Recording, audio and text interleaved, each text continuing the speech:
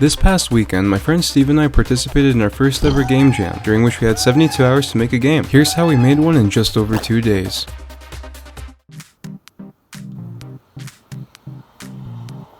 Steve came over early on Friday morning and we got right to work on brainstorming some ideas. We took a bit of inspiration from Danny's triangle game to see what we could potentially accomplish, and once we were happy with our idea, we made a new Unity project with Collaborate and set up a Trello list for things we wanted to get done. Wait, you need an account? Nah, screw that, back to Notepad. Steve got to work on making the player, and I wanted to make enemies, which was a new topic for me, so I did what any sensible indie developer would do, and tried to figure it out on my own.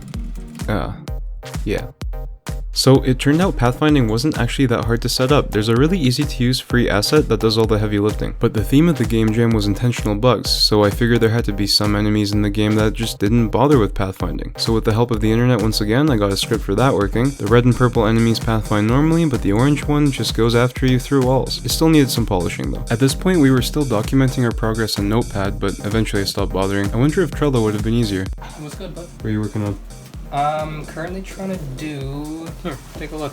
I'm trying to work out character movement stuff, but I kind of have no idea how in the world to do that, so I'm learning. While Steve worked on the movement, the next step for me was to try to figure out how to work with the pathfinding to get the enemies to attack the player. One of my main goals for this project was really good game feel, and part of that was to make enemy attacks pack a punch. The plan was to get them to pause when they got close to you, shake a bit, and then attack. That wasn't actually too hard to do, but since we were in a rush, I didn't make very clean code and ended up having to make the enemy with the broken pathfinding work quite a bit differently. But now it was time to grab lunch, and this wouldn't be a good devlog video without random footage of cutting food. Don't worry, it'll get better. After taking a break, I began to tweak the distance values for the enemy's attacks and to see how much they should shake, and after a bit of messing around, I was really happy with the result. Okay, so I guess we got the movement working. Steve got that set up and he spins around. Awesome. It took us a while to nail down how we wanted the player's movement to actually work, especially to differentiate it from similar games. But the attacking was working quite well and felt great. Working all day on this game was awesome, but also became really tiring, and we may have gone a bit insane. It has been 47 days. We haven't had any water for 16 years. We're dying. Leave a like so we stay hydrated. It was really awesome to work with Steve on this project. We knew we could count on each other to do our part. Oh, can you have a boolean for while the player is in the process of dashing? Or some way to check? Just like for when he's doing his forward dash, right? Because that's the offensive. Because I don't want him to take damage while he's forward dashing. Oh, okay, yeah, sure. Alright, generally a pretty good day so far, just kind of taking a break and we'll get back to it later, so generally pretty good. I managed to get pathfinding in and get the enemies working kind of well so far. Yeah, and then so far I've gotten some player stuff done, kind of switched control schemes in the middle of it from like strafing and stuff like that to tank controls. Tank controls are being real weird. Backwards movement is nigh impossible. Perhaps by the stroke of midnight. I swear to you, I'm getting that done tonight. Alright, see you tomorrow. Nope, still Friday. We both had some stuff to take care of in the evening, so Steve went home and I started working on other stuff. I really wanted to get some cool post-processing effects in the game, but man, at this point we had been working all day and we're pretty exhausted. Make a game, they said. It would be fun, they said. But it was really rewarding, especially when everything just worked exactly the way it was supposed to, and honestly, it was just so exciting. Yeah, it works really well. Note is actually twice as fast as the dodge. Oh, the dash. Oh! Yeah, the dash. Oh, the dash is in it too. Sick. Oh, wow, this is awesome. It feels so good. Dude, I love this. It's so much fun, isn't it? It's super fun, dude. We made a game, dude. This is a game. And so the day had begun to come to a close. The core dashing mechanic of the game finally worked, and it felt absolutely perfect. So it is Saturday morning. We have a lot of stuff to do today. We got a lot done yesterday. I'm super happy with it. I got some of the enemies working. Steve got the movement working, which is amazing. I'm just like so amazed at how much we got done yesterday. Today we still have to do a lot of the graphics, particle effects. I still have to do another enemy, and then we're gonna be working on level design pretty much. I think Steve was doing some UI stuff, so Steve should be here any minute. In the meantime, I'm gonna make some breakfast.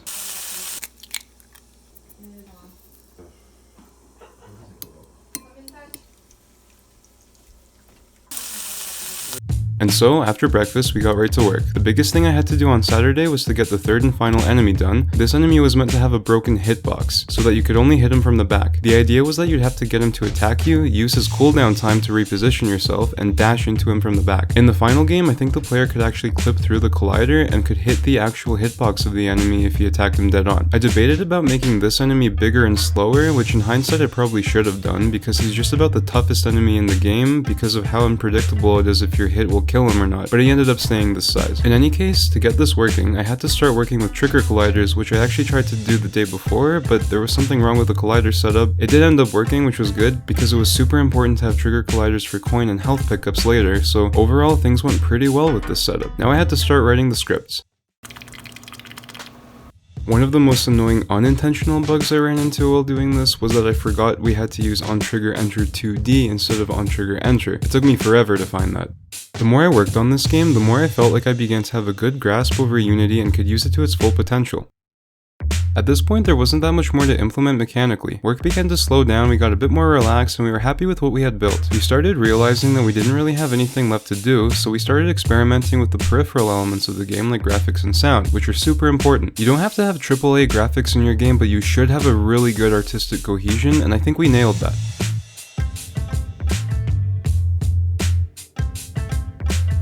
It was time for another break, so we ordered some pizza before getting back to work. By the way, I wrote a book. If you're interested, link in the description.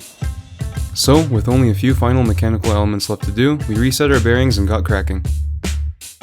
We needed some way to keep score in the game, so I made coins, which Steve dubbed as kerns, and so they shall be immortalized as such. This is where the trigger code came in handy, and we ended up using it for a bunch of stuff. One of my favorite parts of the game is the buggy coins that just blow up if you touch them. We also used them for health pickups. I also experimented with trail rendering, and I instantly fell in love with the result. I also spent a lot of time making a cool spark particle effect to denote what was buggy, and both of these things added so much to the game.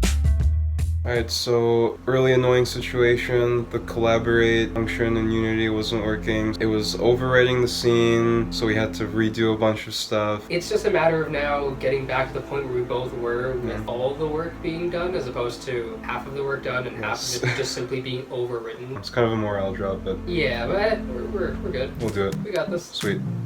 We didn't lose that much work in the end, but yeah, it was definitely a morale drop for me, and honestly I got really frustrated with it. But once we got back into it and everything was working again, and everything Steve did worked smoothly on my system, and what I did worked on his, the excitement returned and we were ready to keep going. What you doing, Steve? I created sounds, like coin sounds, like this. And, also, in addition to, and, wow. We also spent some time playing with Audacity to make some wacky sounds. WOWIE! We actually made them all from scratch. Alright, okay, it's late, but things are going pretty well. We got the particle effects going, we've got health going. Sounds, we got Yes. pickups. What else do we need? We're missing some Wait a minute. level design. So, with little time left in the day, I began to design the level while Steve got started on finding music and actually putting all the sound we made into the game. Level design was never my strong suit. I can make interesting core mechanics well enough, but putting them into practice is more difficult. So I hope to use this opportunity to improve my knowledge of creating levels and seeing how much potential we could squeeze out of our idea. After designing the map layout and making it all come together in Unity, I got cracking on throwing in some of the most interesting features around all over the place, like the bugged walls with particle effects denoting their bugginess. I think I made pretty good use of most of our mechanics, and even threw in a hidden room. I really hoped to introduce the player to the game's mechanics slowly, as we were both very aware at this point that our game would be difficult. This ended up being the weakest objective aspect of our game. I thought I was introducing the player to things slowly, but I made the tutorial hard to navigate already. But now I have that principle pretty well ingrained in my head, so when I do level design in the future, I really want to make use of it. Steve absolutely blew my mind with the corner of the level he created in the top right. There's a seemingly safe path of coins with enemies safely behind walls, but half the coins are bugged, and these were the enemies with broken pathfinding, so they could just move through the walls. Also, one of the walls was bugged, so the player could move through it as well. It was super trippy and I loved it. After working with the tutorial area, I made a mini boss room where the player could replenish some health. It began to become clear that the best strategy for this game was not to rush it, but to move through everything very carefully and to strategize your placement. The night was coming to a close, and if you want to see the rest of the level in the game, go play it on itch.io.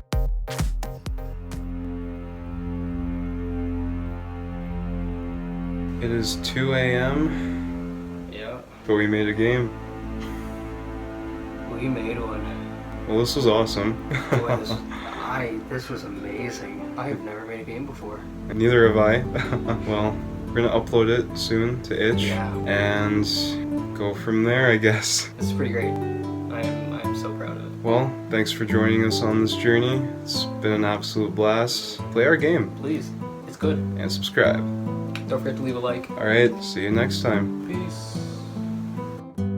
I cannot put into words how incredible of an experience this game jam was. This was the first time either Steve or I made and published a game, as well as our first time doing a game jam at all. We both learned so much, and despite the difficult and sometimes frustrating gameplay, we made a really good game for our experience level and for our time constraints. Thank you all for watching.